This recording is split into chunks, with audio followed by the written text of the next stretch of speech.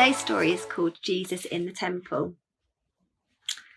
Now, this story is in the New Testament when Jesus was on earth, and this is just after Palm Sunday, which was when Jesus rode into Jerusalem on a donkey. The next morning, Jesus returned to the temple. The temple is a place that people would go to worship God. The first big area, or the court, which was just outside the temple, was open to all. But this was the only part where the non-Jews, who were called the Gentiles, were allowed to go. There was a big notice that warned them to go no further. They weren't welcome there. This court should have been a quiet place where people could come and pray and learn about the true God. Jesus was horrified at the scene that met his eyes and ears. There was a deafening hubbub of noise. There was sheep and cows bleating, and there was birds tweeting, while traders shouted hoarsely. People with big packs threaded their way through the stalls, using the temple as a shortcut.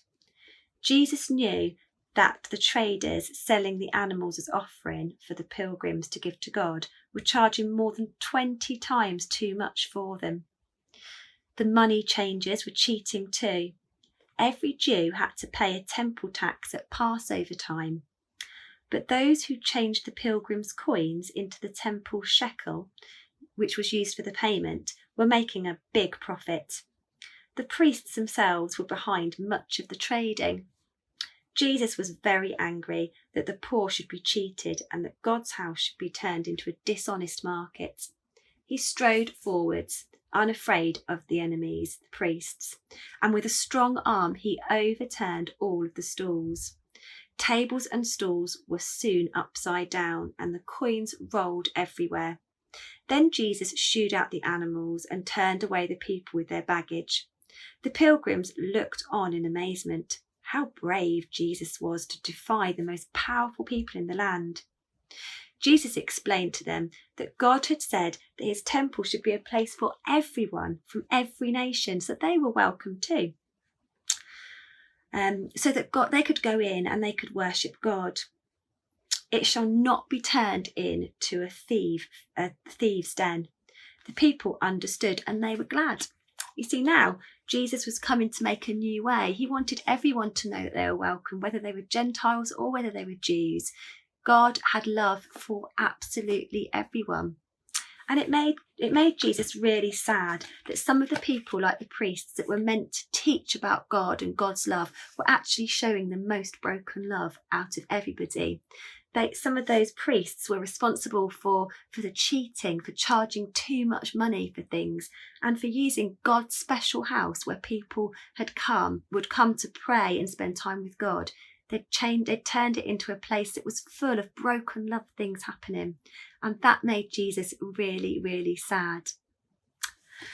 And so today, it'd be really good if you could spend some time reflecting on what that story means. And you can have a look in our books, and you can spend a little bit of time thinking about what that story might mean for you. But let's have a little bit of a think now together about how this fits into God's big story.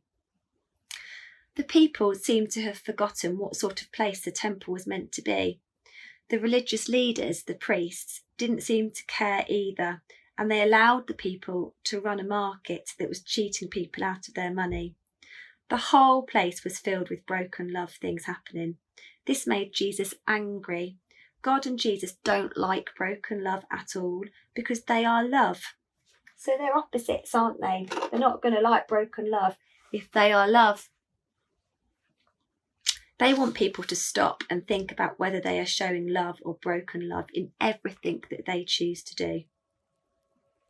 So I wonder if you can think today about the choices that you make. I wonder whether you always make the right choices to show love, or whether sometimes you make choices to show broken love.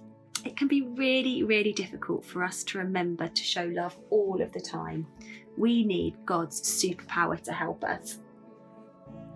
Let's say a prayer. Dear God, please help us to remember to show love in everything that we do. Help us to think about our actions, to check that they are actions, to show love and not to show broken love. Amen. Thanks for joining us.